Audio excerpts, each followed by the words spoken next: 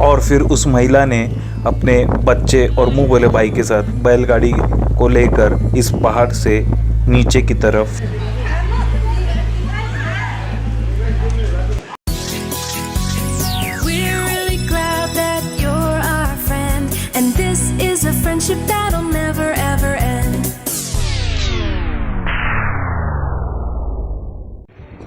सप्तशृंगी माता सप्तशृंगीगढ़ ये है नासिक से 65 किलोमीटर वनी गांव में स्थापित है। सप्तशृंगी माता सप्तशृंगीगढ़ से रिलेटेड बहुत सारी कहानी है, कैसे स्थापित हुआ माता का वहाँ पे, क्या एग्जैक्ट रीज़न था स्थापित होने का उन पहाड़ों में।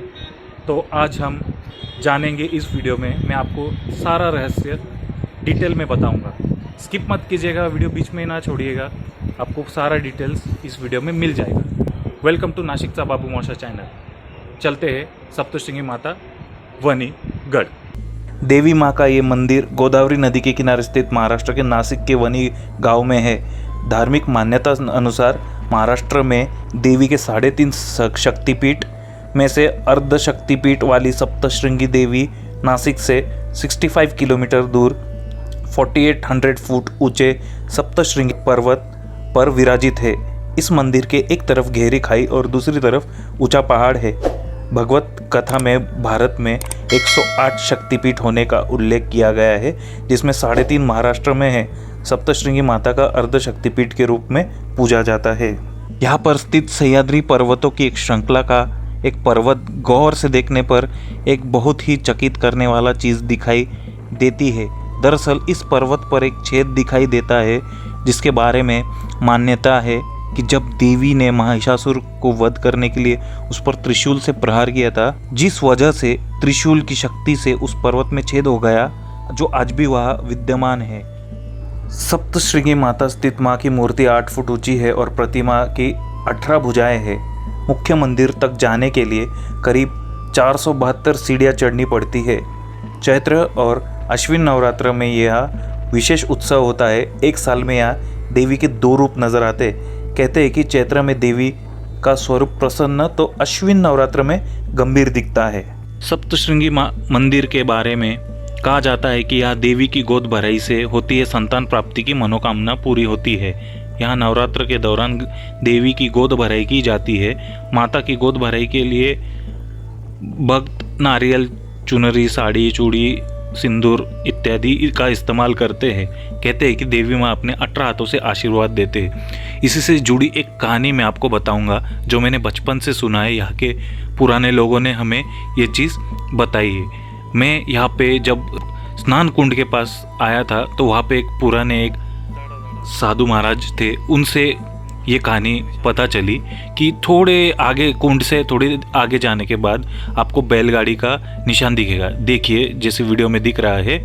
तो कहा जाता है कि एक महिला थी, उसने देवी माँ से प्रार्थना की थी और मन्नत मांगी थी कि अगर बच्चा होगा तो वो अपने एक मुंह भोले भाई और उसके बच्चे के साथ बैलगाड़ी से इस पहाड़ से कूद जाएगी मन्नत पूरी करने के लिए। और जब उसे बच्चा हुआ, उसने सच में ये मन्नत पूरी करने के लिए अपने मुंह भोले भाई के साथ इस पहाड़ से अपने बच्चे को लेके बैलगाड़ी लेके कूद पड़ी। और जब बैलगाड़ी से नीचे कूदी तो वो बैलगाड़ी धीरे से हल्के से नीचे उतरी। किसी को भी कुछ भी नहीं हुआ देवी माता के आशीर्वाद से। तीनों बच गए और बैलगाड़ी भी, उसे कुछ भी नुकसान नहीं हुआ। यहाँ पे उसके कुछ निशान आप देख रहे हैं, यहाँ पे छोड़ा गया है। और ये जो सिंदूर से जो निशान है वो है बैलगाड़ी का चक्का। पौराणिक किंवदंतियों के अनुसार किसी भक्त द्वारा मधुमक्खी का छत्ता तोड़ते समय ये देवी की मूर्ति दिखाई दी थी। पुराणों में ये वर्णन में मिलता है कि महिषासुर राक्षस के विनाश के लिए देवी देवताओं ने माँ की आराधना की, जिसके बाद देवी यहाँ सप्तशृंगी रूप में प्रकट हुई थी। देवी की यह महाकाली, महालक्ष्मी और सरस्वती के त्रिगुण रूप में भी आराधना की जाती है। पौराणिक कथाओं के उल्लेख में मिलता है कि महिषासुर के वध के बाद देवी आराम करने के लिए यहाँ रहती थी। धार्मिक मान्यता अनुसार सीता वनवास के दौरान देवी के दर्शन के लिए आए थे। जब हम दर्शन के लिए आगे की तरफ बढ़े तो यहाँ पे कुआं देखा, जहाँ पे भक्त लोग कॉइन डाल रहे थे। कहा जाता है यहाँ पे जब कॉइन डालते और मन्नत मांगते तो वो विश पूरी होती है। हमने भी ट्राई किया, चलो देखते हैं विश पूरी होती है कि नहीं। और इसके बाद हम लोग देवी माँ के दर्शन के लिए सीढ़ियाँ चढ़ने के लिए आगे बढ़े। मंदिर की सीढ़ियाँ के शुरू होते ही बाई तरफ महिषासुर मंदिर नामक एक छोटा मंदिर भी बना हुआ है, जिसमें महिष भैंस के पीतल से बने कटे हुए शीश की पूजा की जाती है। ऐसे मान्यता है कि देवी ने इस स्थान पर महिषासुर का मर्दन वध किया और तभी से माँ को महिषासुर मर्दिनी के नाम से भी पूजा जाता है।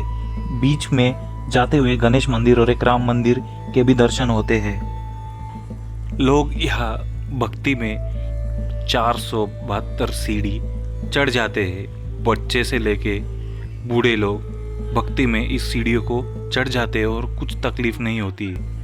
हम लोग भी बचपन से यही करते आए और हम लोगों ने भी पैदल ही चढ़ा।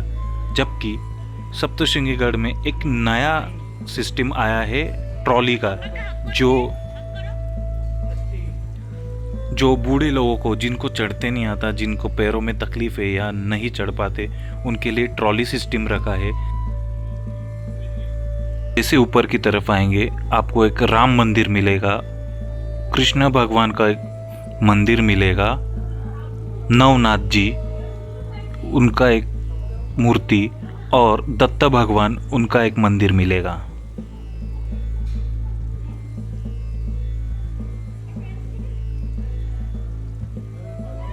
हम लोग जैसे ही ऊपर की तरफ गए, गणेश मंदिर था और हमने भी हमारी मन्नत यहाँ पे पूरी की। मोदक चढ़ाए गणेश जी को, हमने एक मन्नत मांगी थी जो हमारी पूरी हुई।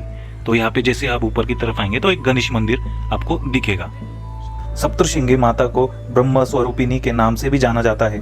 मान्यता है कि ब्रह्म देवता के कमंडल से निकली गिरिजा महानदी देवी सप्तशृंगी का ही रूप है।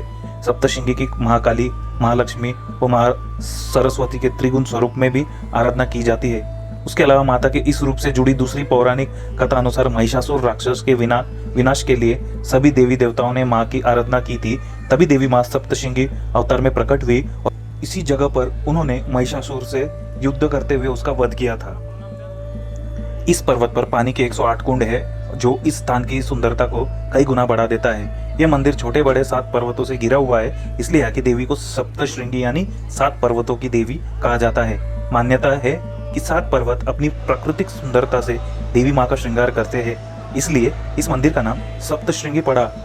यहाँ की गुफा में 3 द्वार है, शक्ति द्वार, सूर्य द्वार और चंद्रमा द्वार। इन तीनों दरवाजों से देवी की प्रतिमा देखी जा सकती है। सप्तशृंगी माता से स्थापित देवी की मूर्तियों के 18 हाथ है, जिनमें उन्होंने अलग अलग अस्त्र शस्त्र पकड़े हुए हैं।